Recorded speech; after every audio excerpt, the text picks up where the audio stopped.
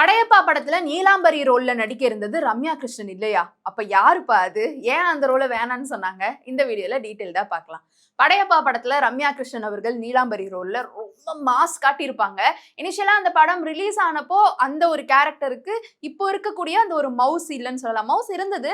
But ரஜினியை எதிர்க்கிறியா நீ? எங்க தலைவரை எதிர்க்கிறியா நீ? அப்படின்னு சொல்லிட்டு ஃபர்ஸ்ட் டே ஃபர்ஸ்ட் ஷோ ஸ்கிரீன்ல ஒரு செருப்பெல்லாம் வந்து விழுந்துச்சுன்னு சொல்லிட்டு ரம்யா கிருஷ்ணன் அவர்கள் இன்ன வரைக்குமேவும் பேசிட்டு இருப்பாங்க. அண்ட் ரிலீஸ் அப்பெல்லாம் நீ இந்த ஊர் பக்கமே இருக்காத, வேற எங்கேயாவது கிளம்பி போயிடு, அந்த லெவலுக்கு வந்து ஒரு ஹைப்பா வந்து அப்போ வந்து இருந்தது. அது ஜஸ்ட் மூவி அப்படின்ற மாதிரி இல்லாம தலைவருக்கு அகைன்ஸ்டா யாருமே வரக்கூடாது அப்படின்ற மாதிரி ரொம்ப எமோஷனலா கனெக்ட் ஆகி இருந்த ஒரு திரைப்படம். பட் இப்பெல்லாம் வந்துட்டு கதைக்கு அது தேவை அப்படின்றத வந்து மக்கள் புரிஞ்சுக்க ஆரம்பிச்சிடுறாங்க. அந்த மாதிரி படமும் வர்றது இல்லையேப்பா அப்படின்ற மாதிரியான ஒரு ஏக்கமும் இருக்கு. சோ ரம்யா கிருஷ்ணன் அவர்களுடைய நீலாம்பரி ரோல அப்போ பயங்கரமா ஹேட் பண்ணதுக்கு ஒரு முக்கிய காரணம் அந்த கதையோட ஒன்றி எல்லாரும் இருந்தது.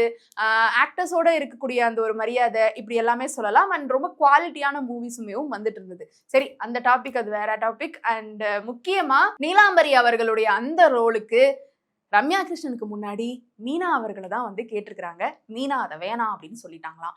ஏன்னு கேட்டீங்கன்னா, மீனா அவர்கள் வந்து சின்ன வயசுல இருந்தே ரஜினி அவர்களும் நடிச்சிருக்கிறாங்க. குழந்தை நட்சத்திரமா இருந்து அங்கிள் அப்படின்னு கூப்பிடுறதுல இருந்து ஒரு பேரா நடிக்கிறதுல இருந்து எல்லாமே பண்ணிட்டாங்க.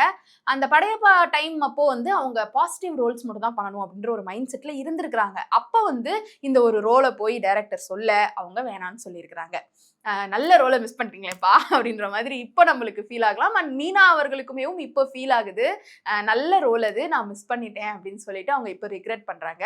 ஸோ இந்த ஒரு செய்தி சமூக வலைதளங்கள்ல பரவிட்டு இருக்கிற தருணத்துல நிறைய பேர் வந்து no no no no Meena வராது நல்லதுதான். ஏன்னா அந்த ரோலை வந்து ரம்யா கிருஷ்ணனை தவிர வேற யாராலையுமே அவ்வளோ அழகா புல் ஆஃப் பண்ணிருக்க முடியாது அப்படின்னும், மீனா இருந்திருந்தாலும் நல்லாவே பண்ணியிருப்பாங்களோ அப்படின்ற மாதிரியும் அவங்களுடைய கருத்துக்களை தெரிவிச்சிட்டு இருக்காங்க. ஸோ எப்பவுமே ஒரு படம் ஒரு ஒரு ஹீரோவோ ஒரு ஹீரோயினோ ஒரு பர்டிகுலர் ஆக்டர் ஒரு ஆக்ட்ரஸை வச்சு வெளிவந்ததுக்கு அப்புறமா நமக்கு வந்து ஒரு நியூஸ் வரும், இது அவங்க கிட்ட போயிட்டு இவங்க கிட்ட வந்துச்சுன்னு. அப்படி கேட்கும்போது நம்மளால அந்த செகண்ட் பர்சனை வச்சு மனசுல யோசிச்சு பார்க்க முடியாது. ஏன்னா நம்ம ஆல்ரெடி அந்த கதையில வந்து ஒரு பர்சனை வச்சு பார்த்துட்டோம், அவங்க நல்லாவே பெர்ஃபார்ம் பண்ணிட்டாங்க, அது நம்ம மனசுல போய் பதிஞ்சிரும். அதுக்கப்புறமா அந்த இடத்துல வேற யாரையும் நம்மளால ரீப்ளேஸ் பண்ணி பார்க்கவே முடியாது. ஸோ மீனா அவர்கள் இப்போ ரொம்ப ரொம்ப ஃபீல் பண்ணிட்டு இருக்காங்க, ஐயோ அந்த சான்ஸ் நான் மிஸ் பண்ணிட்டோமே அப்படின்னு. ஸோ எது எது யார் யாருக்கு போய் சேருமோ அது கரெக்டாக போய் சேர்ந்துருக்கு அப்படின்னே சொல்லலாம். நீங்க நீலாம்பரி ரோல்ல மீனாவை வச்சு பார்த்தா எப்படி இருக்கு ஃபீல் பண்றீங்க? கீழே வந்து கமெண்ட் பாக்ஸ்ல உங்களுடைய கருத்துக்களை ஷேர் பண்ணலாம்.